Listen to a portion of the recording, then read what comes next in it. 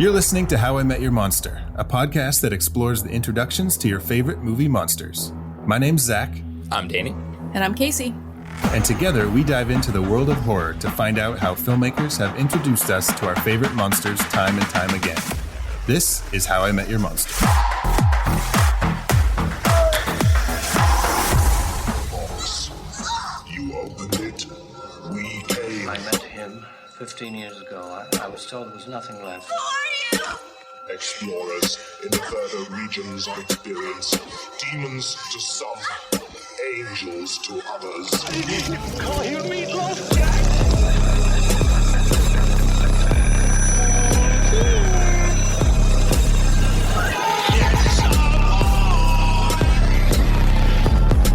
Surprise, Sydney.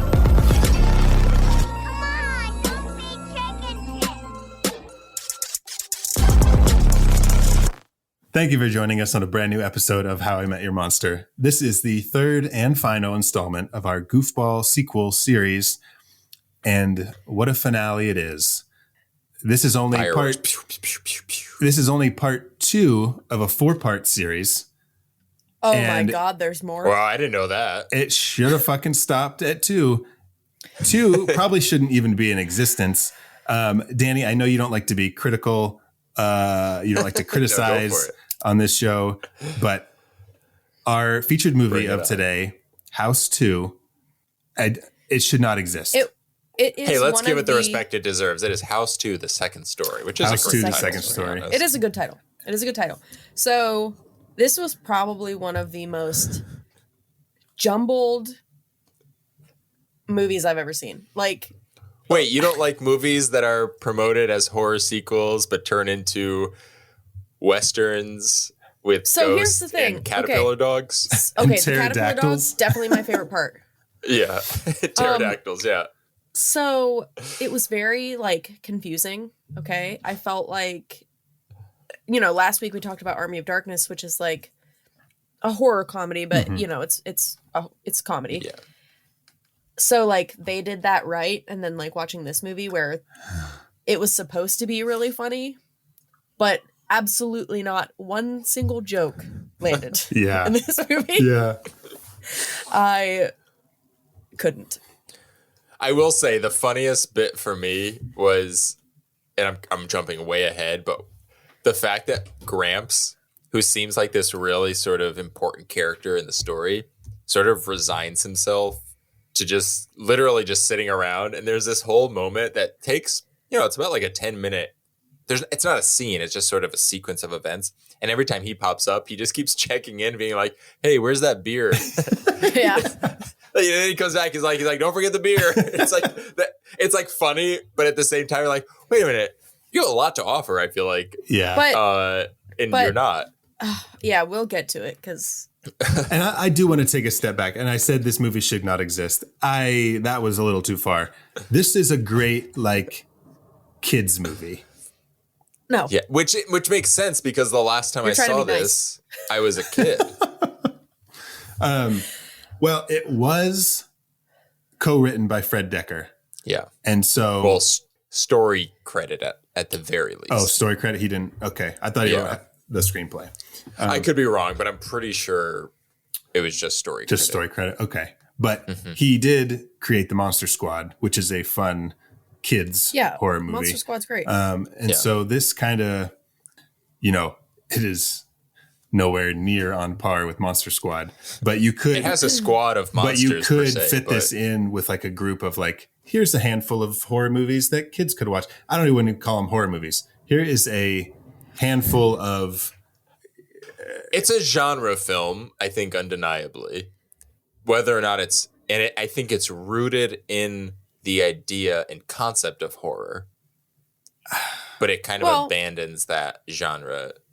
Yeah. Yeah. I mean, it's set on Halloween, so there's that. Yeah. There are technically monsters. Yes, they brings people back from the dead. Yeah, there are undead. But he's not a monster. He's just like... No, he's not. The only monster I would say... Now we're talking about the main monster, Slim Razor. No, I think we were just talking about Gramps, but Slim and his zombie horse which I wish we would have seen more of. Which I would argue the zombie horse was pretty fantastic. Yeah. Stop motion, pretty grotesque. But Slim is the only thing close to horror in this movie that, for me. Well, the zombie cowboy. Yeah. Now, okay, as considering the fact that all of us, and you don't have to respond to this because I already know it's a fact, are all Scream completists, are you glad that you can now watch Scream 2 and understand why everyone boos Joshua Jackson when he recommends House 2, the second story, as being a superior sequel? Yeah. Does he really say that? Yeah. Yeah. They're listing off sequels that are better than the original one. And he says, I got one. House 2, the second story. And they all like throw paper at him. Because now I do get that now. Because House 2 is everything that I hated about House 1, just like amplified. So it was worse? Yeah. Yeah, I didn't watch House 1, but... That's funny. Like House 1 is... I didn't see House 1 in years either. House 1 is like, it's a little silly and it's pretty tame. There are some moments where it gets kind of more on the horror scale than the comedy scale. Yeah, it's a little moodier. But for the most part, it's just kind of silly and goofy. Yeah. And I wished it wasn't. Just, I guess, based on the posters that I always grew up seeing with like the hand. Great posters, by the way. Hitting the doorbell. Like, I always thought they were going to be like grotesque movies. And then when I saw House 1, I was like, what? Yeah. I guess like in my mind, I wasn't thinking like the house was gonna be, you know what I mean? Like in my mind, it was like a like demon night, like kind of thing. You know what I mean? That's what I always thought House was, but very wrong. I was. You know what this franchise reminds me of? There's this board game called Betrayal at House on the Hill. And the way the game works is you're a bunch of characters who go to a haunted house. But the board game, like the board itself, isn't completely set up. It's broken up into pieces. So, for example, you know when you're playing Clue and it has different rooms on the board? Mm-hmm. This game has like a stack of pieces of the board that are different rooms. And when you roll the die, you can like pick from the pile and you build the house as you go. So you create a new house every time. And every room is sort of like, could be really grounded or really bizarre. You know, What's it that could called? It's called Betrayal at House on the Hill.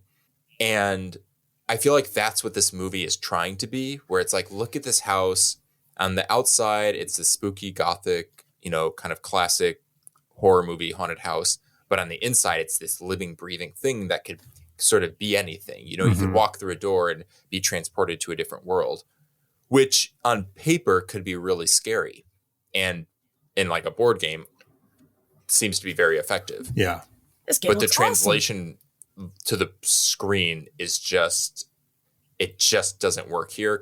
I can only imagine it's like, no, you know, I'm not sure why. I don't know if it's like a studio interference thing, which I feel like we've run into a lot with these goofball sequels. Mm-hmm. But someone made a choice and it just didn't pay off, I think.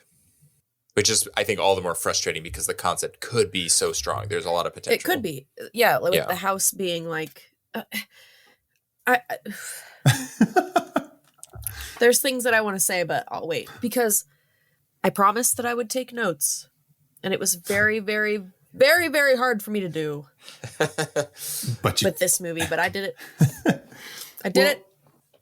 I did not even see the house as being like this thing that's living and breathing and doing whatever. Yeah. To me, it was the skull. It was the crystal skull that. But the house was like the vessel.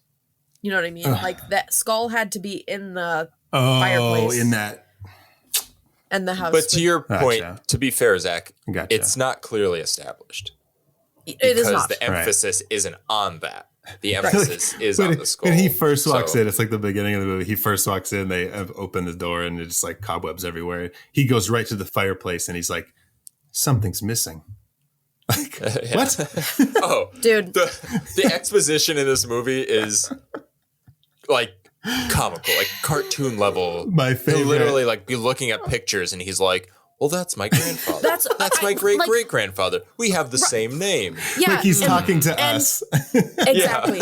He's not talking to his girlfriend and explaining anything. He's just talking out loud. Which is such an easy fix. You have these characters established already.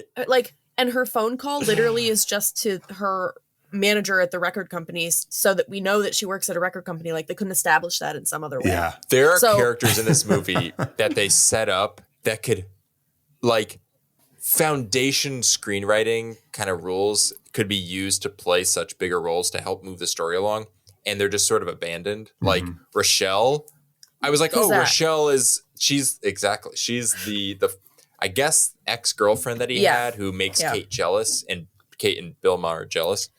Bill Maher. I assumed that she would be sort of the turnaround, you know, like she would be the good one, Kate would be the bad one, you find out. Oh, okay. Yeah. And then maybe at the end, I'm jumping way to the end, when there's that woman being sacrificed. Yeah, then they just keep introducing random I thought characters. That was Rochelle. I was like, there you go. They're going to build on that character. Nope. And they do a close-up over it as like somebody else. It's like, what? Completely abandoned. And she doesn't talk at all, and they just take her out They're in love. Like... She's in a different dimension. She's now in... I think they're in this dimension. I think we end up in our dimension in the end, but we'll get to that, but you can argue. Yeah, exactly. You can argue we're in a completely different dimension by the end. And, I can't. I can't. They leave this skull is being chased after by all of these people, and then they just leave it on his grave. Right out in the open. Right out in the open.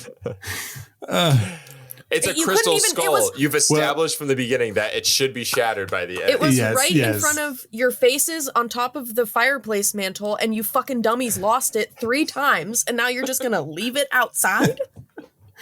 Well, last week, Danny had talked to us, and he was like, if you guys like Indiana Jones and the Temple of Doom, you're going to like this movie. And so I was like, oh. He did say that, I was like, oh my gosh, like I'm excited now. And so like I got in, I set in, and they bring out a fucking crystal skull. And I was are we gonna do the conspiracy theory of the week now, or not yet? You just wait. Okay, not yet. It's coming. And so I was thinking, Danny, you were mistaken. You are sorely mistaken. This is all about the crystal skull, and it might be worse than Indiana Jones and the Crystal Skull.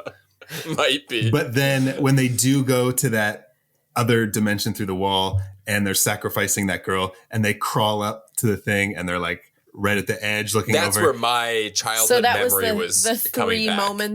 The 3 moments that are similar to Indiana Jones. I was like, here is why Danny said that about Temple of Doom. And then it was over. And then it was over in like 3 seconds.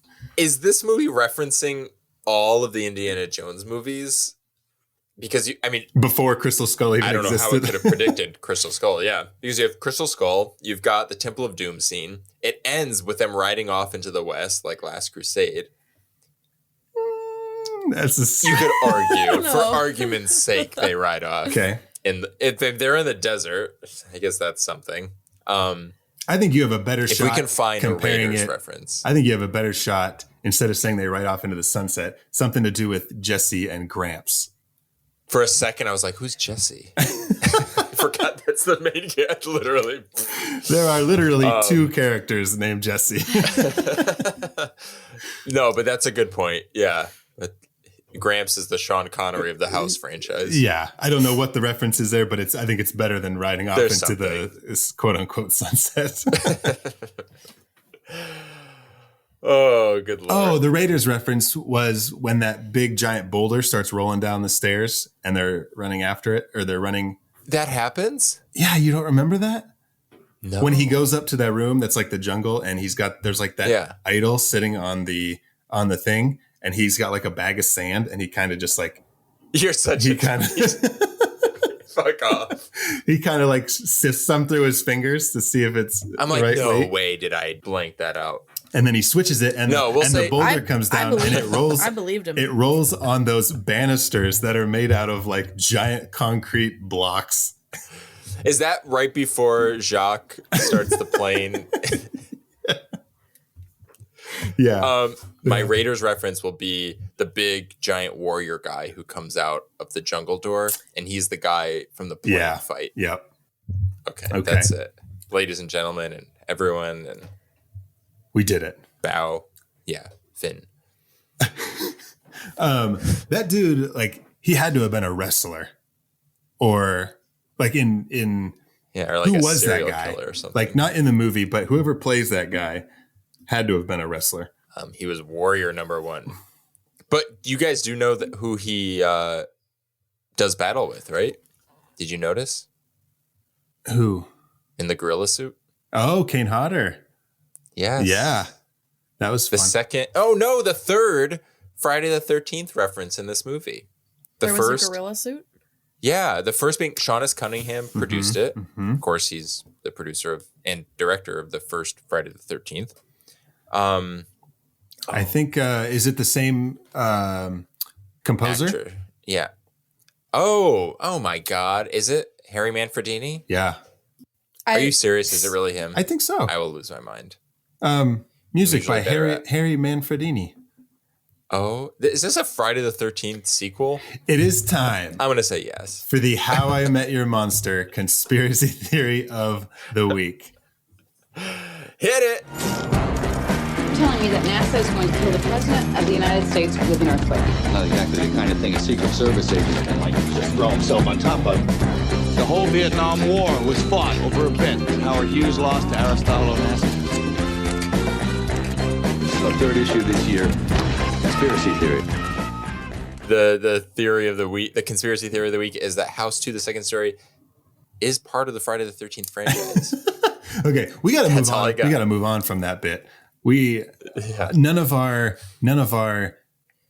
same universe conspiracy theories ever land. No, but except for the last one with Harry Potter. But there is something Evil Dead to be said for this being a follow-up Friday the 13th movie. That the studios interfered, that's been a running thing through all these sequels, goofball sequels, is that the studio interfered, and so they did some changes. They did a few little type changes, and threw a new title on it. On the and there you go. You got House 2, which originally was a Friday the 13th sequel, where Kane Hodder was going to play Jason. I'm really struggling here. You got this. No, there are no holes in this. But then there's a reason I never do these. You should try it. It's fun. But that's the reason you need to. It opens something up in your brain that, for better or worse. Yeah. So Gramps was supposed to be Jason coming back from the dead. Yeah. That was. Oh, I guess that makes it. I mean, it is which is funny because it's very Friday 6. The graveyard. Where we're introduced to zombie Jason. We've got the grave. He literally comes out, does the same sort of scenario, which is funny because I'm pretty sure Sean S. Cunningham is, from what I've heard, maybe not the biggest fan of zombie Jason and some of the sequels that came after. So it's funny that he sort of leaned into this supernatural element. But yeah, okay. So let's go back to ground zero of why we were finding these comparisons to the Friday the 13th franchise. Yes. We have Sean S. Cunningham as the producer, Harry Manfredini as the composer. We have, of course, we have Kane Hodder as the gorilla, the man in the gorilla costume. And last but not least, Lar Park Lincoln, who played Tina in Friday the 13th 7, The New Blood, plays Jesse's girlfriend Kate in House 2, the second story. I knew she looked familiar. I was like, who is this lady? That's cool. That's all I got. Well, cool. Yeah. So very cool. Yeah. Okay. So we were talking about the barbarian man. His name is Gus Rethwish. He was in. That's probably how he pronounces it too. Hi, my name's Gus Rethwish.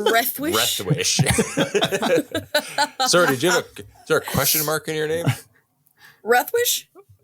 He played Buzzsaw in Running Man. Oh, Yeah. I love Running Man. Yep. Probably my favorite Arnold Schwarzenegger movie. And he was also in Twins with Arnold Schwarzenegger. Oh, okay. Arnold was like, who is this guy? He just keeps showing up in all the Followed me movies. around. Okay. And Kane Hodder was the guy in the gorilla suit. And Kane Hodder is also in House 4. Oh. I have not seen it, but if you've ever seen the image of a pepperoni pizza that has like a face in it, that's Kane Hodder. Oh. So, Nightmare on Elm Street? Good for you, Kane. no, not like Nightmare on Elm Street. Those were like little sausages with. I know. Little pepperonis. Ugh, I hate it. Those sausages, pizza sausages from Pizza sausages? Is that Nightmare 4? Yeah. Ugh. Yeah. Ugh. Okay. Well, as much as I cannot wait to keep talking about House 2,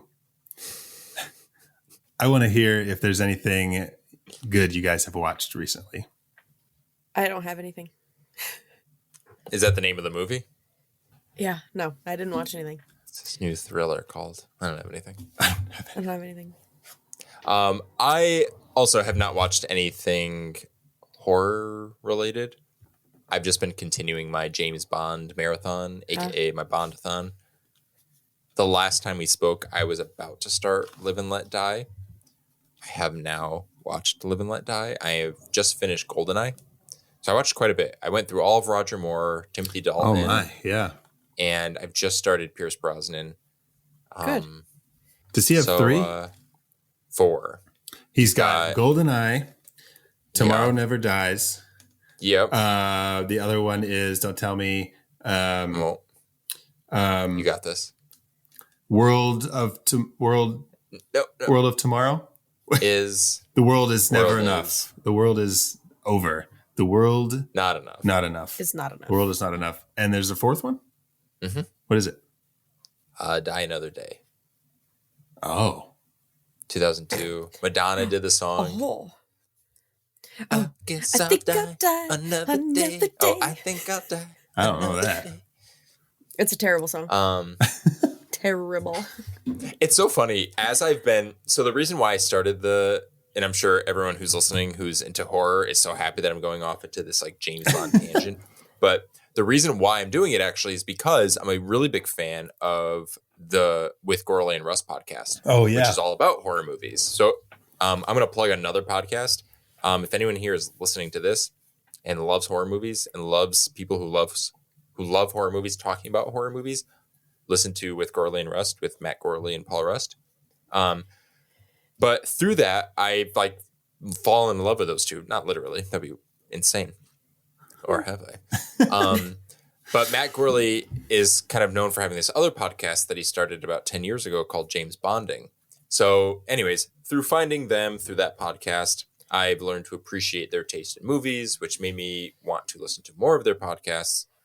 And I was like, well, I can't listen to James Bonding until I see James Bond in the James Bond movies. Yeah. So I started watching them and I've made it, I've committed to getting through this franchise, which I'm almost done with.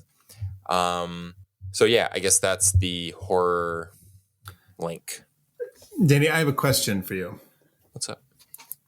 As a straight man, the Bond girls are like a big thing, right? Yeah. Not for me personally, but they're tailored. No, you're upset. Zach has posters plastering his wall right now. Like to the point where I'm like, take a second and like straighten them. They're just like covering everything. Yeah. So Bond girls are like, a big thing. Like who's going to be the next Bond girl and blah, blah, blah, blah, blah. Yes. As a gay man, who is your favorite James Bond in terms of sexiness? Like sexy? Yeah. That's a great question. I've been thinking a lot about. I think it's Daniel Craig. I think it's Pierce Brosnan. Oh, I was going to say Daniel Craig or Sean Connery. I'm trying Pierce to. Brosnan. Sean Connery doesn't do it for me. Okay. Roger Moore doesn't do it for me. Okay. I've been trying to. I need to now separate because I've been like internally sort of ranking the Bonds. Uh-huh. Not necessarily based on their movies, but just them as James Bond. Oh, okay. But as far as like who do I objectify the most right now? Yeah.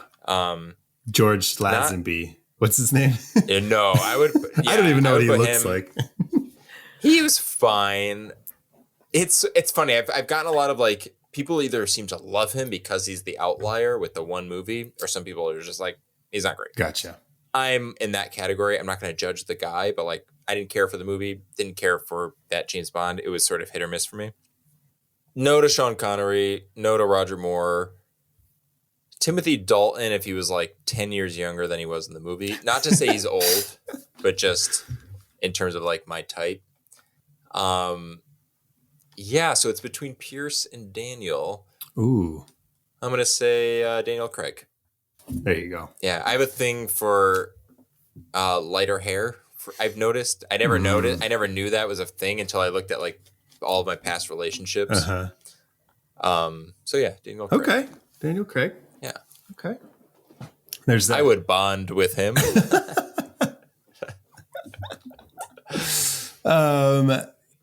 Oh wait, I do want to add though, as far as Bond girls go, I think so far one of my favorite Bond girls is Pussy Galore. That's ironic. Which is funny because, yeah, very ironic. And also the fact that I was very aware of her because I think her name is just so iconic. But like she actually is like one of the cooler Bond girls. Do they mean cats or do they mean like Vajij? Probably Vajij, because there's no reference to cats with her character. Interesting.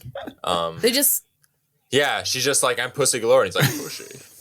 But so... And like, that's it. There's no gag after those that. movies aren't raunchy at all? Oh, they're so raunchy. They are? So I was watching GoldenEye last night, and I have seen so many sexual euphemisms and innuendos throughout this franchise that I was watching GoldenEye, and Cody wanted to watch the second half with me.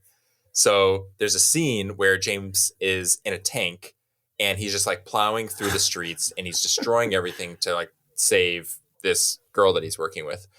And I noticed that he hasn't fired the cannon or whatever the fuck the thing is on a tank. Correct. And I'm like, this is sex. He's fucking the streets, and they're going to save the gunshot for the end because he's going to jizz with his, he's with his missile. His turret? And yeah, and that's exactly what happened. Wow. And they literally do like this close zoom on the big shaft of the tank until he fires. And I was like, okay. Oh, and he goes into a tunnel hole when he does it. So like he's in a hole. Guys, if this was any other movie, I would say that this was the biggest reach for me of all time.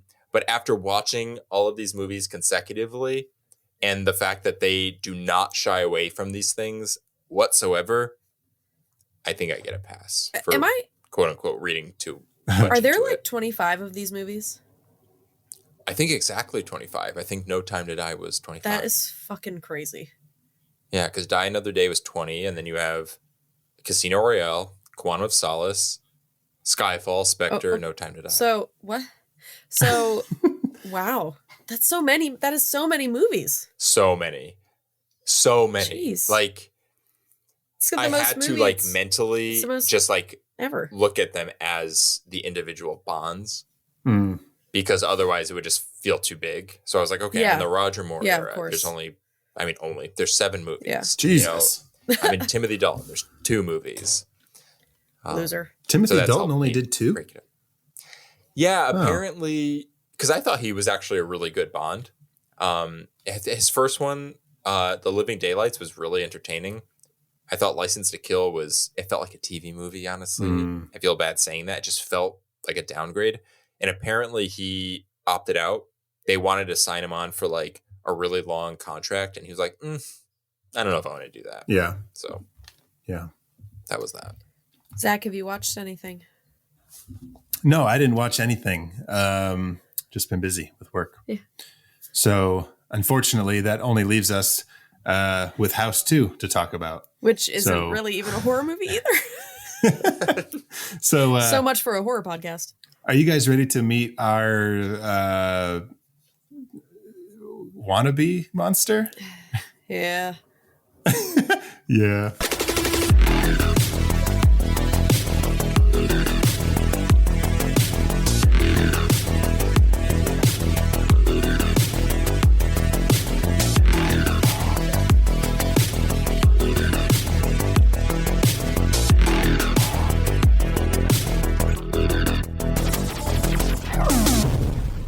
I feel like a fool because I actually really like just the very simple opening credits with the skull, and I loved the music. It was very like it was giving me Beetlejuice with the strings, and I really liked it. And the outside of the house, and I was like, this could be cool. And then I was very wrong. Yeah. Again, like we kind of said before, like the foundation, the idea, the aesthetics, everything's there. If this movie were made by Terry Gilliam, it would be fucking awesome. Do you think he would lean more into the comedy though? They tried to lean very into the comedy and it did not work. So if Terry Gilliam did it, the comedy would have worked. Yeah. And you'd be okay with that? Oh my God, yes, because he's just like, his fantasy stuff is just amazing. You know, like those different rooms being different, you know, time periods Such and all a that fun stuff. idea. Yeah, it could have been It'd be wild. so cool. So Right. Yeah. It did feel a little bit like someone said, "Hey, we have access to the Old West lot, the jungle lot, and we have this house and the Mayan lot. Write a script." Yeah, exactly. Yeah, write a script. Yeah, we just need that. Absolutely. Have either of you seen Brazil? No. I've seen the beginning of Brazil, which doesn't. So no. Well, there's a character. Actually, my cat Archie is named after. Oh. Archie, who's played by Robert De Niro. Is the character named Archie? Character's named Archie. Oh. Archibald Tuttle. Okay. Archie. And he's played by Robert De Niro, and he's an electrician.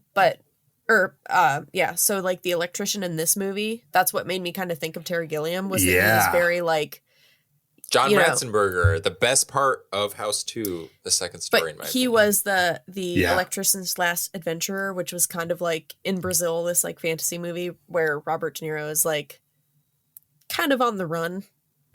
Okay. But he's still like he still like goes and fixes people's electricity. And then he's like, I gotta go. You're like, you know, and that was what reminded me of Terry Gilliam. So what's his name?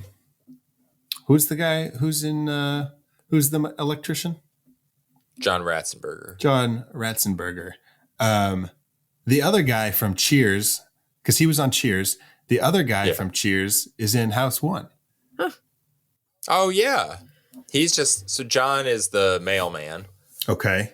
And is it George? Why am I blanking? Is that his name? I started watching Cheers recently, actually. George Wendt. I was gonna say George Wendt. Damn. Well, that didn't sound right. I was like, okay. Yeah. So we've got George Wendt in part 1. We've got John Ratzenberger in part 2. We got Ted Danson in part 3. Yeah. And Kirsty's in 4. No, you know who is in part 3? Who's like the lead in part 3? Lance Henriksen. Well, he wasn't. Well, oh no! See, I started playing The Quarry, and I saw his name on the thing, and I was like, "Wow!" Yep. Well, he plays everyone's stunt double in Cheers, so he's technically. Anytime you see someone, every time they have like a big like brawl, that's Lance Henriksen taking the hit. Do they have a lot of brawls in Cheers? I've never watched it. I mean, it's as far as I've seen, there haven't been any, but so he was kind of understaffed and underused, but he was on set every day, and he was a trooper. They paid him. No, I guess House 3 is like a slasher, and it's like dark and rated R, and maybe I will watch it. Wait, let's not be fooled again. They got us with 1. They got us with 2. I even liked this marketing for these movies. I even liked the opening scene, like at the house where they were like kind of totally find, you know, and then Slim Razor comes out and shoots him. Yeah, so I guess I like that because it was probably the only horror element of this movie. Yeah. So the baby that they gave away, that was Jesse. Yeah. Yeah. Why were they giving him away? And like, what was that whole secret thing? Yeah, they didn't. I was wondering that too, because you could argue they were trying to get the baby out of harm's way. Yeah. But like, why didn't they just leave? Yeah. Because clearly these creatures don't leave. the house. Yeah. Which I feel like they could have done a quick fix on that. Being So, like, okay, yeah, we had talked earlier about the house being a vessel and the skull has to be in the thing. The skull was buried with the grandpa. Slim's just always around. So how did Slim get out of there? How'd he get out of the Old West? Yeah, how did he get into the house? And oh No my idea. God, this fucking movie. They didn't think about that either. The house isn't powered by the skull, right? I mean, I don't know. Yeah, wait, okay. So wait, okay. Let's go back to like the foundation. Let's go back to the setup of the story. We have Gramps and his name is Jesse, but we'll call him Gramps. Yes. Gramps and How do you know his Slim name is Razor. Jesse? I'm just kidding. He says, Because there's this great scene where he finds an old photo book. As if and that's the thing, you don't even need to know his name. When they showed us the picture, it was just very obvious that the baby in the picture was him and those were his parents and he was there. Exactly.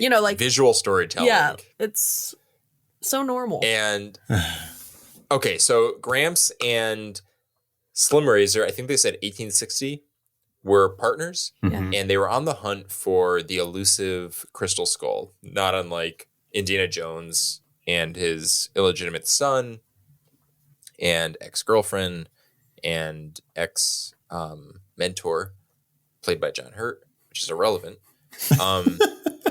Anything to talk less about House 2 and more about exactly.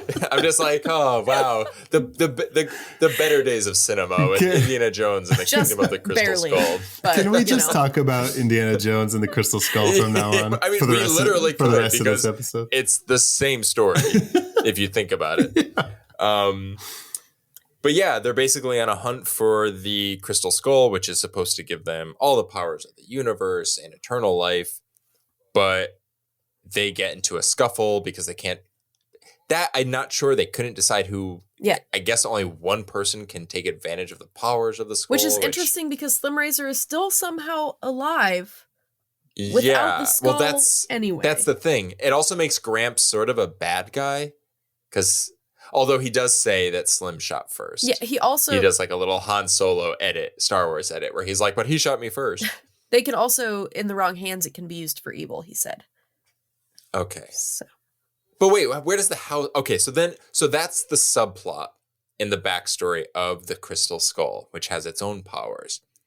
But then the Crystal Skull needs to be put on this altar for whatever reason, which is in the house, which itself has its own powers of being sort of like John Ratzenberger's character says... Let me see. Where's the John portal to Ratzenberger? different dimensions. Yes. Okay. Yeah. He's like, it's like alternate universe, all that stuff. So is the house powered by the skull? Or is it just coincidence? Or did they need to put the skull in the house? And that's why Gramps it bought can't the be house? Powered by the skull because Slim comes up and the skull wasn't even. But in then the why house. aren't there just That's crazy? Right. Why aren't there just cavemen and dinosaurs everywhere if they can just come through anytime? So are they just two separate? But they can't come You have through. the house But and they you did. have the skull. I know. So what I'm asking is like, could you have the house without the skull, or could you have the skull without the house? Is it just coincidence that they're these two mystical I don't think we'll ever know. objects? My question is, this kind of goes a little bit further into it, but I was very confused when they went to the jungle because they said that man was from the Stone Age. And then when they followed the man into the jungle from the Stone Age, there were dinosaurs, which did not exist. Were they dinosaurs? Oh, Yes. I guess the pterodactyl. No, there was a like fucking Stegosaurus as soon as they went in there. Yeah. So whatever And the then that fucking long monster. neck one is. yeah, so I was very confused because like that's like 63 million years apart. And then What is it with you guys and dates?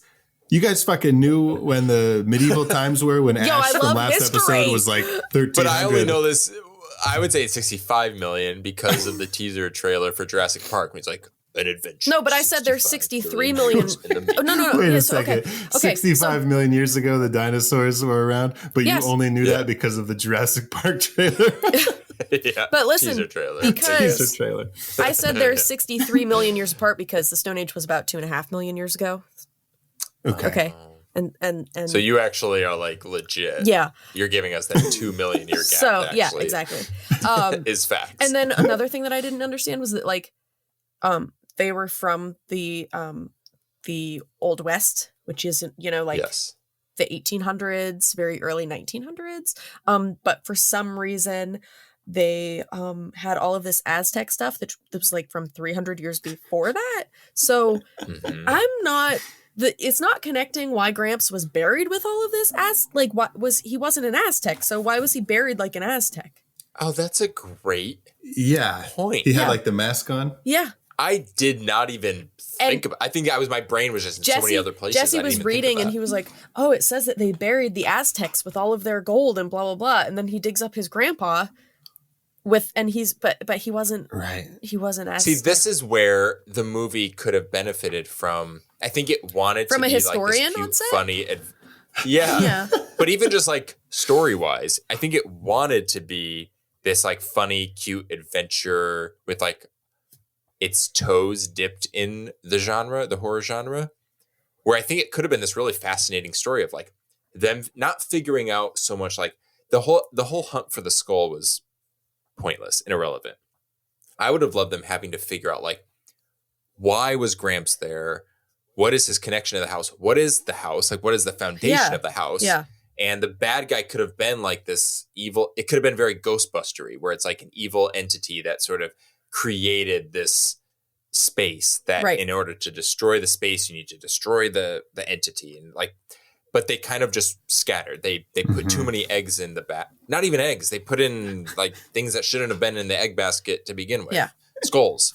And it just was like, you're asking so many questions that it's like, oh no, what are we even trying to, what is this anymore? You know, it's just not, it can't be funny if you're spending so much time trying to figure out where you are in the first place, I guess. Well, let's take a minute and talk about the monsters themselves.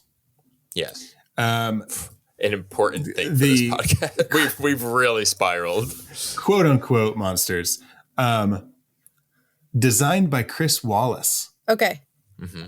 Who did the special effects on The Fly. Yes. Wow. And Gremlins. Yes. Enemy Mine. Which is funny because Slim's horse has like that grotesque, like I could see that being, what's his name in The Fly? Jeff Goldblum. Oh yeah. Yeah. So I could see him riding. Honestly, that was the best part about this movie, were the little creatures. They were so cute. I would like a dogapillar. Oh, it's actually called dogapillar. Cat or dog? Pupper. Oh, Catterpupper. Catterpup. That doesn't make any sense. Is it? That doesn't make any sense. No, because if you're gonna turn, it's called a cat. It's called a caterpillar, right? So if you're gonna change it into a dog, but the beginning is cat, why would you not change the cat to dog? Am I right? Tell me that I'm wrong. 100%. You're not wrong at all. That makes so much sense. So not only is this whole fucking movie absolutely ridiculous, but they didn't even name it a dog. Even Puppapillar, would have worked. Yep. Jesus fucking Christ! Now I'm even more mad. It is definitely as if this called couldn't get any worse. That's what sent you over. That's the thing. Because I liked it. Fucking dogapillar. So some of these monsters, I guess dinosaurs are now monsters. Like the little fucking pterodactyl, baby pterodactyl and the thing. Yeah. Like, it was very Jim Henson. The prehistoric bird. Totally. Yes. And I don't know. I had some problems with that. Oh, you didn't like it? No. Why? The design, or just like the fact that it's in this movie? And this is not the right term, but like the kiddiness of it all. Like, well, the whole movie was pretty stupid. Well, So, And I have this one question. Okay, so dude puts Gramps, he puts the baby pterodactyl in the cupboard. which again, why did you bring the prehistoric bird back with you, dude? Right, that's a whole other thing. But so the prehistoric bird and Gramps are both in the house. Bill Maher's character, fucking Bill Maher, he sees something going on. Is he wants an to get asshole in. though in this movie, or He's does he just just an sound asshole like in one? general. Because he kind of I think he's just an do asshole anything. in general. Just in life. I don't Just care in about life. his We'll get to that though. But- We'll get to that. But yeah, But okay, so he's trying to come into the kitchen because he hears something fishy going on. Gramps goes into the closet. He says, "Oh, so-and-so's my dead grandpa, my dead great grandpa's in the closet." They open the door and it's Rochelle, right? Because Gramps had that fucking trap door. Yeah. Trap door, yeah. Then he says something about the baby pterodactyl in the cupboard, right? Yeah. And then they have this argument.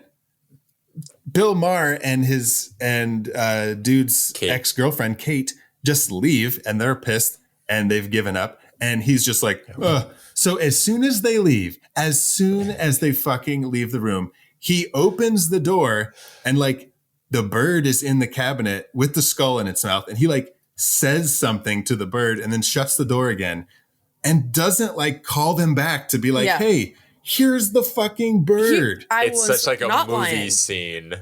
Oh my God. That made me so mad.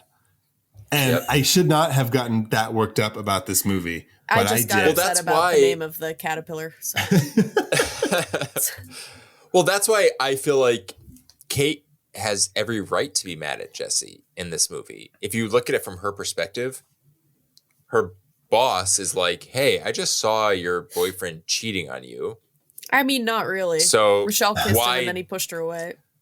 But if if like someone who you consider like a good friend is like telling you like, "Hey, I straight up just saw this," and you'd be like, "Oh, seriously?" Like you'd be mad. And then you confront him. He's being very suspicious. And then when you call him out on it and you're saying like, "Are you hiding the person that I've been told you're cheating on me with in that closet?" And they're like, "No, it's a pterodactyl."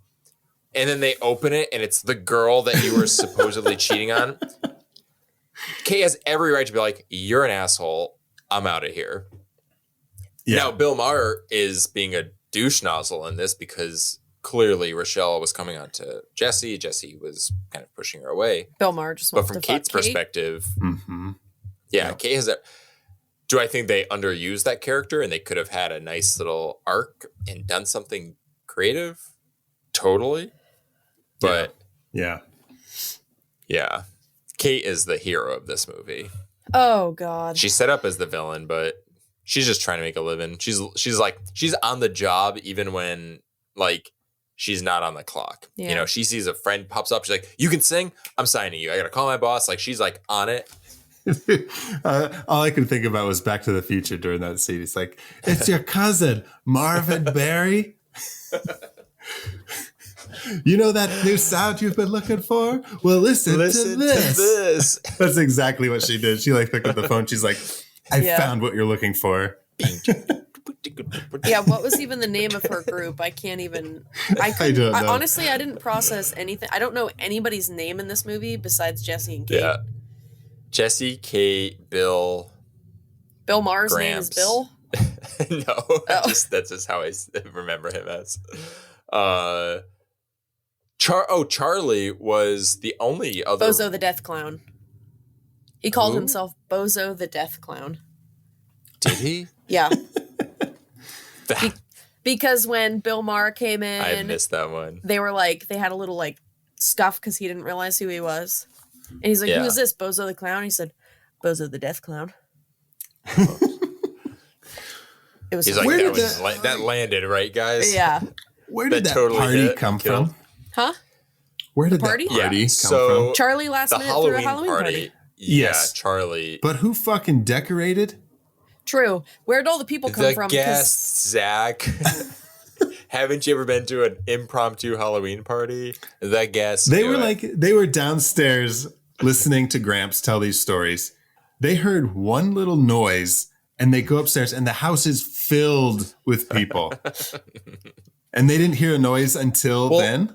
Zach, they needed a way for Gramps to be out in public without leaving the house and without people questioning him because he's a zombie. So what better way than to set it at a Halloween party? Well, when dude takes Gramps out of the house and drives him away in his, or lets Gramps drive the convertible, right? I love that, like, they go out, they start drinking, and they're like, Gramps is like, you're drunk, we're going home. And then they get in the car, they drive back, but to show them driving back, they took the same shot of when they left and they flipped it because Gramps is now driving on the right side of the car. And they also do like this little like catch. They also do this little like dip when it goes out like into the distance. It like hits a fucking pothole or something. And the same thing happens when they're going back to the house. And they just cropped in on the image and flipped it. Wait, that's amazing. Did you so guys you're going the opposite direction. Did you guys see the puppeteer arm at the end? No. In the catapup? Oh yeah, you can see the guy's arm. Oh, like coming, it was like by the chair and like it came off. When they were in the cart. And he's like holding Charlie's like holding the puppet pillar. I didn't see that there, no. Yeah. No. Yeah, what are we calling it? I'm calling it a dog puppet pillar. It's a catapup. Catapup. No. Catapup. Cat. Just gonna double down on but you can see like half of his arm puppeteering the... That's so funny. His little plaid shirt coming out of its ass. No, but to your point about the Halloween party, I think what's irritating is like there are so many things that can be fixed so easily by just rewording some lines.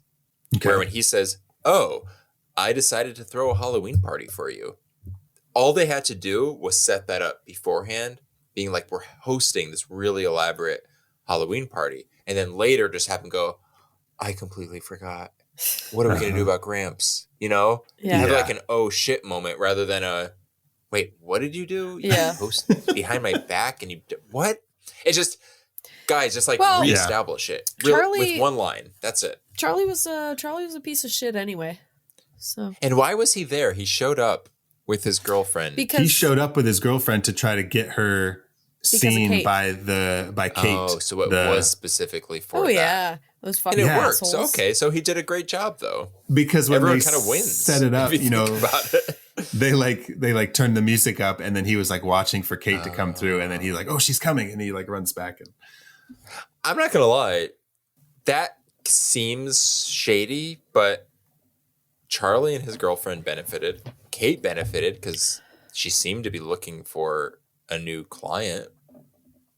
Yeah, except when they got there, they fucking drove through the thing into the stone and knocked it over, and they were drunk as fuck. And that's fair. If is his name Chris?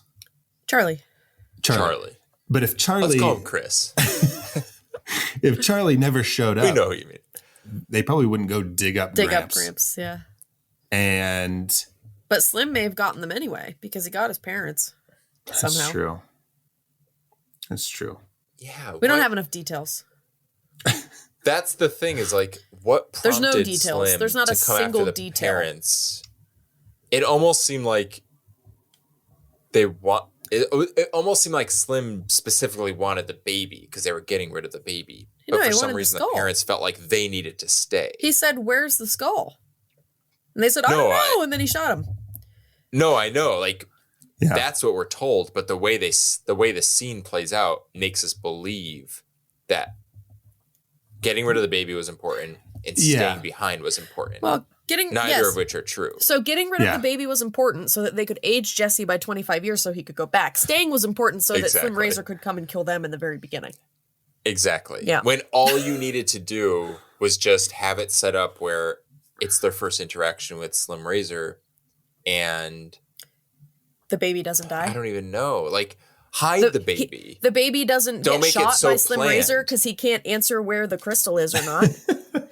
First of all. Second of all, hey, we're going on a date. Let's drop our kid off at the fucking babysitter's. I don't know. Yeah, anything but just handing him off to somebody. Like, we have the adoptive parents who are going to take over so that we can Those were the face off babysitters. again.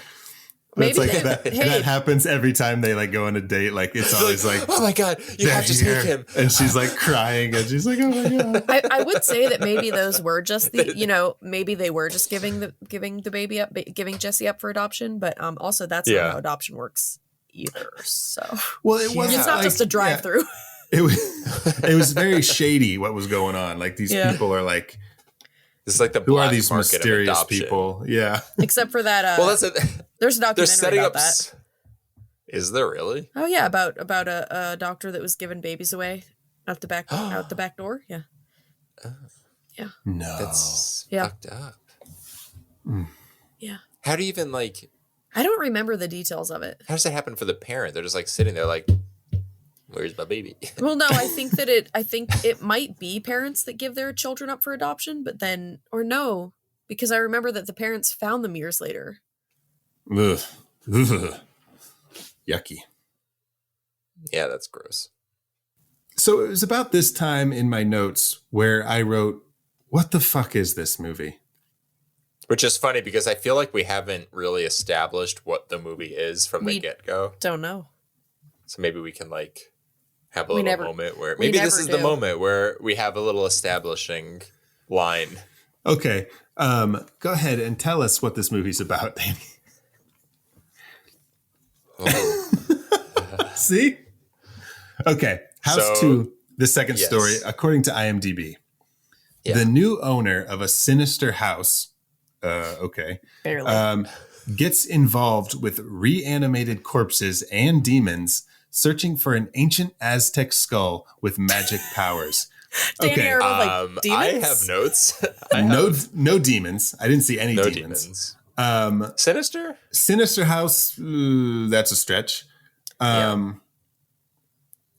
Debatable. I guess the skull was an Aztec skull, but like the people, like when they show like the Aztec warriors, they're like not looking for the skull. They're like sacrifice. Oh, they did have the skull. They're just the skull. there. They did take the skull. They Never did, mind. and then they were going to because they beat up sacrifice Gramps. the virgin. But they were fast Yeah. and loose with the way they handled it because Yeah. that skull was rolling around and no one was like protected at all costs. It was just sort of willy-nilly. Yeah, for being Aztec warriors, they're not very good warriors because Yeah, 'cause Charlie they were beat by and the 3 team fucking turds. just like beat them up. Yeah. Also, there was only one offensively adventurer. portrayed. Oh, yep. They were offensively portrayed. Yeah. Like it Yeah. was just like they were Yeah. cartoon like mockeries Mhm. of what they were supposed to represent, which is just yeah. If you're looking, this movie's looking for comedy in all the wrong places is I guess the best way I can put that. I would love to see like a spin-off of Bill the Electrician Adventurer. Oh, Yes. like character. He Just was. like his Bill own, the his own Electrician thing. and Dog-a-Pillar or whatever we're calling it. And Gramps. I loved Gramps, to be honest. I thought did like was Gramps, and charming. I liked his makeup a lot. I thought he looked good. Love the makeup. So I thought if they had marketed this and made it as like a sort of genre kids movie Yeah. for like the Disney Channel, adorable. You know, get rid of the house and just have it, you know, like where Gramps comes back and they've got to like do something so that he could sort of, I don't know, accept the fact that his time is up and he's got to say goodbye to his great great grandson. And they've got a dog that is also half caterpillar. man. That's cute. this is like so misleading. Yes, Yeah. the posters are so misleading. So misleading. Yeah. The tagline is "It's getting weirder." Yeah. The first one I think was Ding Dong, You're Dead because he's dinging the bell. It's funny. I remember as a kid, I was terrified by the second poster because I was like, oh my God, they have a key. I was like, they're just walking right in. Like the They're first just one, gonna get in there. like, they're like asking for an invitation. This one, they don't need one. So But yeah. okay. Jesus. What do you got? House 3 seems like it was a different movie. Yeah. And they just like slapped the house title on it because it's called House 3, the horror show. And the poster, the tagline is in your home, behind the door, beneath the steps, Max is waiting. The horror show. We don't Oh. we don't always, we don't necessarily rely on Rotten Tomatoes. Do you know what the Rotten Tomato score is for that movie? For 0. 3? Yeah. No. It's 0. I think 2 is 7. So it's 0. It's 0 like critics, 28 audience. So I'm not gonna lie, you guys. I would rewatch House 2, and I think it's because I have so much nostalgia. The nostalgia factor is so strong for me. Did any of you guys think that the relationship between Jesse and Gramps got super heavy, super quick? yeah. Mm-hmm. You've And never at the met end, this when man. he was dying, and he was like, struggled to get it out. He said, "I love you, Gramps." Yeah. It's like, what? Well, I made a note. Yeah. I was like, there's suddenly a theme about moving on. That wasn't established. yeah. Gramps was kind of seemed like a selfish guy who wanted this like special artifact to like have Right.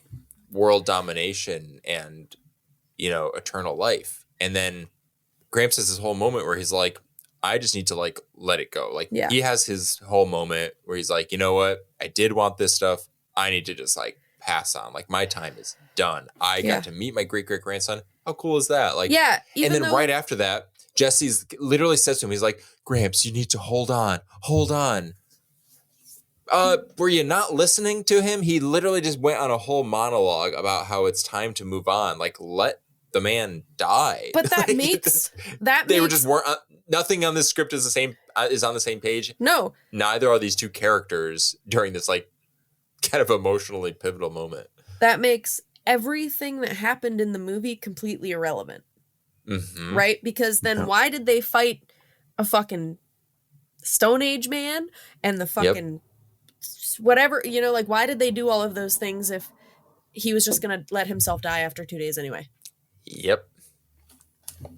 Doesn't make any sense. And why did they bring the Aztec girl back with them? Yeah. Leave her there. You don't know her. Well, Jesse had to end up with some girl. Exactly. Rochelle. Why not wasn't Rochelle? having- You already set her. You hired you paid the actress to be in the movie. You've set up a backstory and stakes. You His may as girlfriend well dubs pay it him. off. Yeah. And so he's like, there's this random girl back in the Aztec times. And of course, she's going to end up being the love interest. Like, Well, that brings now these doorways into these other worlds. Are they into the past? Or are they into alternate dimensions? Are they into like hellscapes? And is she just like sort of a figment of this hellscape? And what if do they she's bring out the with demon? her? Like, there it is. she's In the demon. in And she's synopsis. just playing So- the whole thing. And then by the time Yep. they get to the Old West, she's like, ooh, I'm going to Yep, I smell a sequel. House I would hope- 3.5. Yep, demon cowgirl. Demon cowgirl. I would hope that Yeah. if they were, that's the thing is like he says alternate universes or whatever, but I would think that if they were alternate universes, they would be a little more creative. Yeah. Other Well, than it's funny. maybe being really daring and putting dinosaurs in the Stone Age where they didn't belong. Well, you know the phrase hat on a hat, No. where it's like something is so bizarre, you're putting a hat on a hat. It's like it's already weird. You don't have to keep doubling down. Why on are it. hats weird? Yeah, why are hats weird? Well, it's not. But when you put a hat on a hat, it's like you're sort of. We get it. Like you're wearing the hat to serve a purpose. But if you put a hat on a hat, I don't understand the purpose anymore. It doesn't. The function is too much. Okay, but I like to wear t-shirts over long sleeve It's shirts. a Connecticut. This is a Connecticut thing. It's a Connecticut thing. But if you look at any license plate, it'll just say Connecticut, the Constitution state, a hat on a hat. Hat on a hat. And only Connecticut people get it. Okay, so yeah, hat on a hat, we get it. Now, what are you talking about? That's what this movie feels like. Oh, okay. Everything is too, well, I kind of forget where we started from, but the fact that you said hat on a hat makes me just assume we're talking about House 2, the second story. It's too much. Like John Ratzenberger's character, the electrician, that's a funny kind of bit almost where the electrician is also an adventurer and he has this, but that's a different movie. Yeah. Mhm. Like there is no grounding force in this movie whatsoever. You know, even Jesse is sort of like rooted in this house in some way, and he has kind of his own weird quirks, and it's there's nothing to grasp onto. Like, oh, that's the thing that is like my gateway into this insanity, and I can accept the insanity because I can kind of like I have my safety net here at the center. There's no center. There's no safety net. It's all chaos. And they also don't act like they're not acting like any of it is really strange either. At the same time. No, you know what I mean? It almost seems like the people behind the scenes, like producers or writers or whatever, kind of had like inside jokes that made it into the movie. Like Charlie and Jesse suddenly have swords, and then John Ratzenberger opens up his electrician like little toolbox, and he has a matching sword. Yeah. What? Why? It's not funny if like everything else you set up was supposed to be funny. So that's like not a button. It's not a joke. It's not a punchline. Yeah. It's just like a question. It's like, oh, I don't get it. Why? I didn't get What's any that of this for? movie. Or just have him have the sword. And it's like this funny character that still doesn't make sense, but at least it doesn't add another question to what Jesse and Charlie established with their swords. Yeah. A lot of sword talk. I wasn't like anticipating a lot of swords. that. Even, yeah. It's okay. I like swords. Me too. I collect them. Well, let's talk about our favorite reveals, because there's got to be some good to come out of this movie at all. Yeah. So here's what I got for reveals. Okay. Cowboy monster in the taxidermy room turns out to be Slim. Slim. Fat boy Slim at the beginning. Slim Fat Shady. boy Slim. Taxidermy room. When they go in the room, and there's like a bunch of stuffed animals. It's like the cigar lounge or something. The cigar you know, lounge, like yeah. Sorry, my brain literally just kind of like thought you missed a whole other universe, huh? Yeah. We got Gramps choking Jesse at the coffin with his Aztec mask on. Yeah. The introduction of John, the record producer, played by Bill Maher. The big old warrior man when the skull glows. The big old warrior man comes out From the Stone Age, yeah. From the Stone Age. The thing that eats the big old warrior man.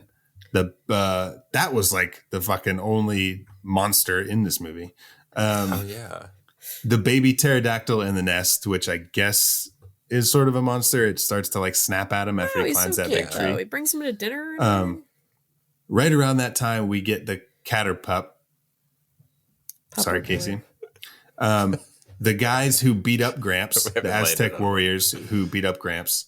And then Slim comes back for dinner. He comes out of the fucking serving plate. Oh yeah, that was cool.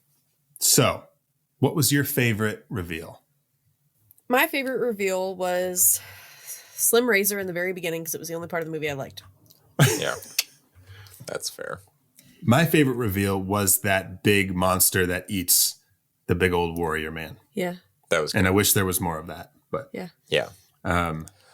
I agree. I have two. I have Gramps attacking Jesse from the grave, which I thought was just like a good like horror set piece, that kind of classic. And then Slim Razor's horse.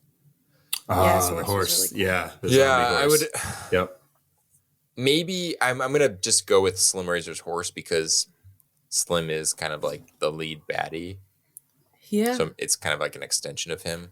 But like, I didn't even care for Slim's introduction in the beginning because as soon as like he's like his silhouette is there by the window and it's like he's the cowboy. I had seen him. I knew he was a villain in this movie from back when I was a kid. Like I had seen pictures of him, and I didn't like him then, having not even seen the movie. And then I also didn't like the main villain in House 1. He's like a army general, Vietnam guy, and he's like a zombie thing. But like, I thought he was silly too. There's a big emphasis on war and like, gun-toting figures. Yeah, I was gonna say like alpha, quote unquote alpha. Yeah. Males. Well, now it is time for a segment that this whole movie should fit into. and we call it The Real Monster. Run, run, run as fast as you can. You can't catch me. I'm the gingerbread man. You're a monster. I'm not the monster here. You are. You and the rest of that fairy tale trash poisoning my perfect world. Now tell me, where are the others? Eat me. So, first of all, Kate's first outfit. Okay. It was terrible. Okay. Okay. And then I have the inside of this house. I just wrote it from a, design standpoint. I understand that it was supposed to be kind of like a temple or something, but it looked incredibly tacky. The outside was beautiful. They ruined the inside. Yeah, when they fucking show up to the house and like the first thing Jesse says, he like looks up and he's like, "Yeah, that's not up to code." Yeah. It's like, yeah, what? What are you? You're like an artist. Like, what are you not a? Yeah. So then they're drunk friends because they were just assholes. Kate's second outfit. And then I just wrote all of Kate's outfits. Kate's wardrobe. Kate's wardrobe. I understand that shoulder pads were a thing. Okay. Yeah. Mm-hmm. Did you guys notice hers? I wasn't paying attention to her shoulders. Casey, I noticed it to the point that you're going to appreciate my first real monster. She looks like a fucking football player. It's insane. They are She's huge. Geared up for battle. Yeah. She is. She's had her shoulders attacked and violated in the past. So many times she's got to cover to justify her fashion choices in this movie. Because it's not and it's there. The shoulder pads are in every outfit she wears, not just her first outfit. In all three of her outfits that she's shown in, she chose the wrong career. She's in music, but she should be in football. She should, yeah. She's already geared up for it. I mean, not to be. She's got broader shoulders than fucking Jessie. Like she looks absurd. And then the last one I have is Jessie's going around like cleaning at the Halloween party. Yeah. There's no fucking bag in that garbage can. There's no bag in the garbage There's can? no fucking bag. Yeah. Like, what are you going to do with that? And then he hands it to Rochelle. You're going to get beer and food all over the inside of the fucking garbage can. I can fucking smell that garbage can. Yep. Yeah. I could smell the old beer. Like and it's Bush fucking Light nasty. and Doritos and just coffee grounds. Ew. So I guess that's it. Those are good. Danny, what do you got? For your initial thoughts on this movie, for that to be your limited list of real monsters. Oh yeah, I mean, I know could that have took written a lot lot of more. Danny, Yeah, before you came in, I said, Casey, I said, before Danny gets here, let me ask you, did you like this movie? And she was like, fuck no. Well, so I think the reason that my real monsters stopped at the Halloween party, I checked out. I wrote, like, when they went into the bathroom, I wrote, I cannot believe I am only halfway through this movie. And that was the last of my notes. This was revenge, though, for Basket Case 3. Oh, but Basket Case was so good. 1 was fantastic. I would watch 1 again. 2 and 3, you would have to, like, staple my eyes open and, like, nail my hands to a chair to force me to watch it again. Yeah, Clockwork Orange. You'd have to do that to me, too. That was a cleaner way of saying what I just said. Yes, thank you. You'd have to Clockwork Orange me. Yeah. Yeah, my real monsters, I have a handful. So, Casey, you'll appreciate this. My first was fashion and hair in the late 80s. Oh my God, Jessie's hair. Worst haircut. I took a picture of it from the side because I could not believe that they fucking let him walk around like this. I have a soft spot, which I feel like a lot of people do, for just 80s aesthetics and style. There's a kind of warm comfort, like a warm, cozy blanket to the 80s. that does not include 1987, 88, or 89. That is like a black hole in that decade of just poor choices. Yeah. Creatively and aesthetically. My other real monster, I have people who get someone's attention before shooting them in movies. Oh my God. So I like, know. Yes. whenever someone's, and he goes, Slim's like, has like a shot at his head. He goes, "Hey, Jesse." Yeah. And then Jesse turns and moves out of the way. And, and Slim's like, "Damn it." Yeah. You do a good Slim. Thank you. I've been working out. See, I watched this as a kid. Jesse. You know what that reminds me of? Have you guys ever seen The House Bunny? With, yeah. When she keeps saying, she's like, "Stephanie." She's like, "What are you doing?" And she's like, "That's how I remember someone's name. I have to say it like that." She's like, "Bethany." She's like, "That's crazy." It's so funny. She's funny. Anna Faris is one of the funniest actors in the world. She's funny. Yeah. I have two more. One is, or the third one, I think it's Charlie, although it was kind of off screen and I couldn't place the voice to the character. I don't even care. Someone just says, they're basically being timid about venturing into the Aztec tomb, or was it the Mayan tomb? Okay. Yeah. And he says, "Don't be a fag, okay?" Oh yeah. And I was like, "Oh, I didn't catch that." It was just so like matter of fact. You're like, "You're right. Sorry about that. I won't be." It was We don't definitely out of care nowhere. about people who might be offended by this. We're just going to be just callous. It was and definitely. we could have chosen any other word, and we went with Don't that be an one. idiot. Yeah, like don't be a wimp. I don't know. Or it just nothing. felt. And also, it's just that time. I know people argue they're like, "Hey, it was a different time." This was 1987. Like this is like peak. You know, like no. Yeah. I'm sorry, but that argument cannot be made. Yeah. That's a choice. That's a deliberate choice. And then finally, Jesse is the real monster in the end when he's serving dinner, and he's like, there's a baby pterodactyl, a puppet pillar, Gramps, Charlie, and who we haven't discovered yet, but in the food platter is Slim Razor, and he's just like, "I think of you all as my family now." Why? Yeah.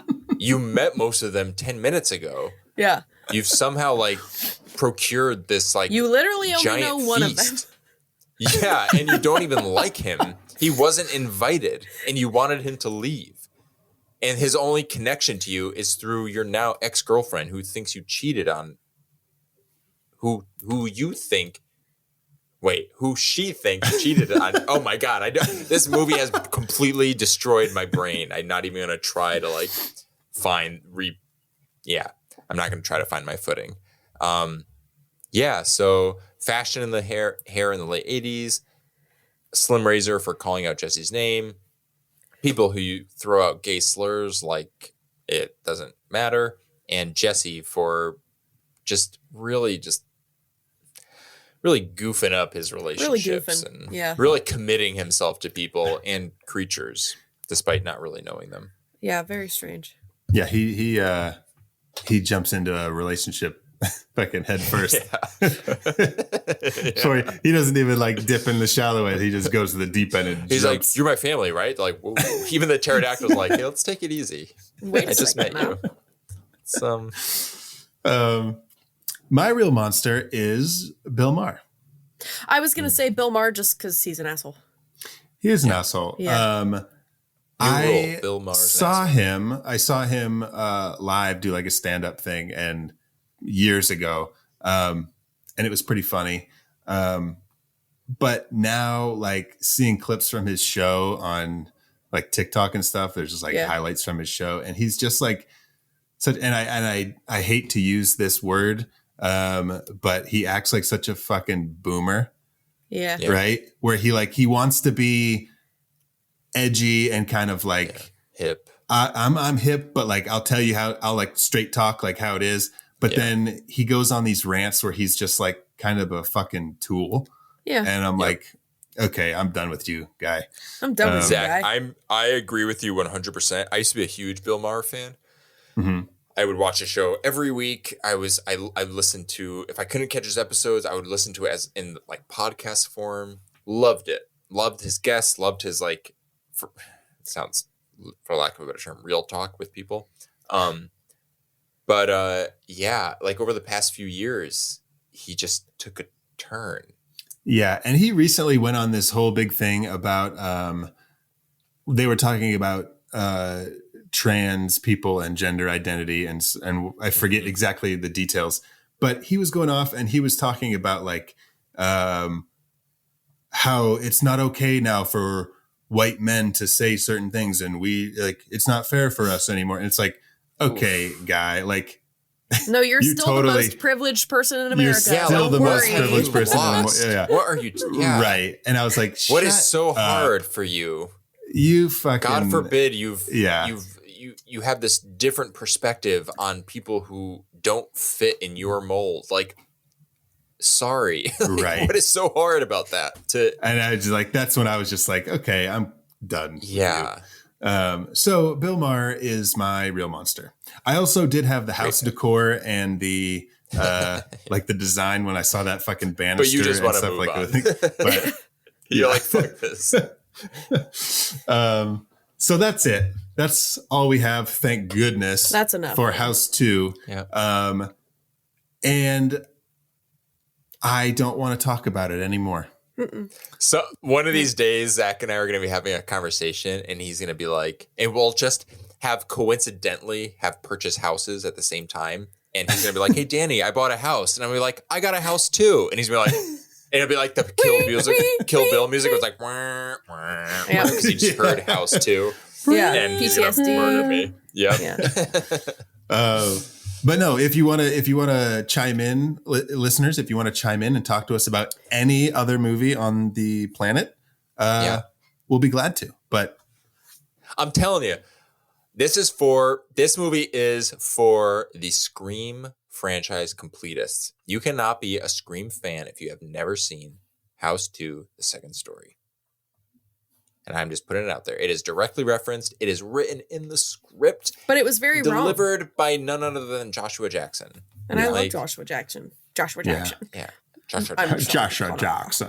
I'm Sean Delivered Connery. by Joshua Jackson. You guys know what is by Joshua Jackson. Joshua. What?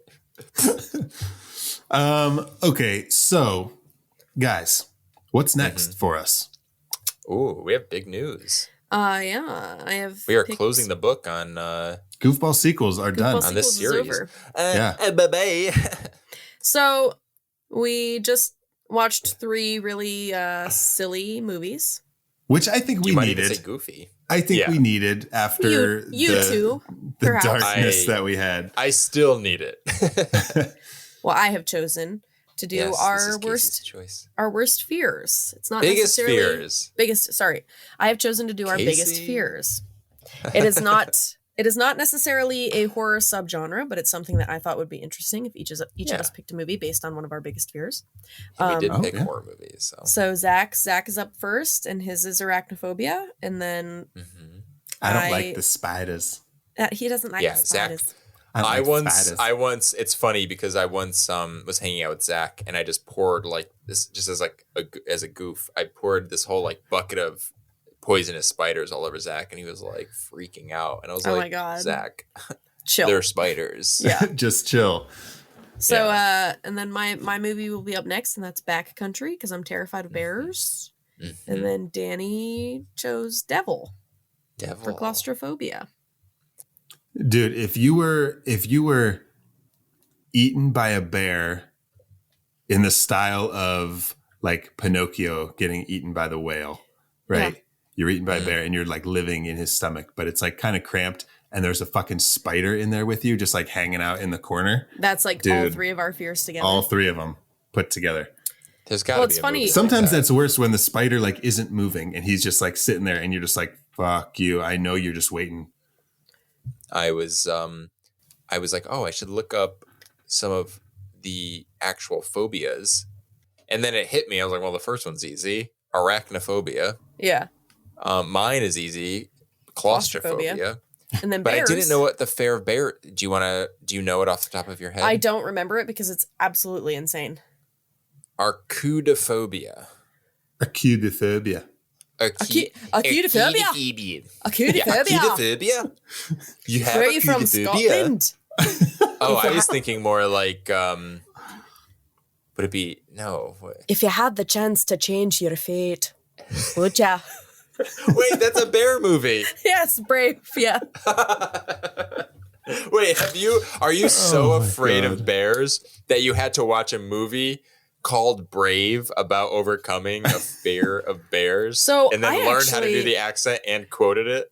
I'm just really good at accents, not to toot toot, but I actually love Brave. I think it is the most underrated. It's the most underrated Disney movie ever because I agree. It's really good. It really irritates me that people think that Frozen is like the first Disney movie that's like there's no love. They're like, oh, it's not about the love interest, blah blah blah. Brave came before that, and Brave is literally about a girl who refuses to get married, and it is literally entirely about family. To the point that she's like, I think I'm going to let my mom transform into a bear who my dad will probably kill. Yeah. So good. Most underrated Disney Pixar movie ever. It's really good. Great soundtrack, too. Yes. Great location. Also magical. There's like witches and like kind of spirits of the woods. And, yeah, it's very good. Yeah. So that's I love that movie. Casey's recommendation of the week. Brave. Before you tackle Backcountry, watch Brave. Watch Brave. Yeah. Or do it the reverse. Watch Backcountry, and if you're feeling scared Watch and you Brave. want to feel brave, watch Brave. Sorry, guys. Okay. So make sure to join us in the next series of movies where we talk about our fears and watch movies about monsters. Yeah. Because that's what we do. Yeah. That is what we do. We meet them, and then we sometimes wonder why we had to meet them. Yeah. But this is what usually we have to. pretty We have happy to to meet meet thes ones to face them. Yeah. We do. We Yes. do. We are facing our fears. If I never see another house again, I Fine. won't. It'll be fine. Zach, we'll never go into the second story. Never go into a second story. But if any listeners out there want to talk to you all more about your fears and maybe share their own fears with you, where can they find you on social media? I am on Instagram, Twitter, TikTok, and Letterboxd. Yeah. At Wolfmother Casey. Damn, that's a lot of social media. I don't even It have that sucks, much social doesn't media. it? You must be a You social media beat us guru. on the social medias. Yep. Danny, what about Actually, you? now, take it back, Casey. Tone it down a little bit. You made me do this. We did. We created the monster. You can find me on Twitter, Instagram, and Letterboxd at Danny Slim. My name, Danny, Danny, Salemme. That's 2 M's like the candy. M&M melt in your butt, not in your hands. Kind of goofed that one up a little bit, but we're just going to... Well, it's a good way to end our Goofball Sequel series, but with a goof. Yeah. Goofing. And you did it as a goof, so New boob. so Yeah. that's good. It was a goof. And you can find me on Facebook, Instagram, and Twitter at Zach Winsick. And make sure to follow the show on all of the social media platforms because we post some really fun content, not going to lie. Yeah. So find us on Twitter at I Met Your Monster because the other name was taken. And Facebook, Instagram, and TikTok at How I Met Your Monster. Yeah. And join the Zach, party because... Do we have a Letterboxd? Danny, shut the fuck up about Letterboxd. Stop trying to make Letterboxd happen. It's not going to It's happen. not going to happen. No, we should. I will make a letterbox so we can add all the movies that we. I've been see. trying to whenever I review or log a movie that we've covered, I tag it. So if you go, you could go to fucking wherever you listen to podcasts and it's so much easier, but you could go the long way around and go through my Letterboxd tags. But yeah, this man's out of his mind. And I'm reaping all the benefits. Okay, so find us on all those things. And as always, thank you all for listening. Now go meet some monsters.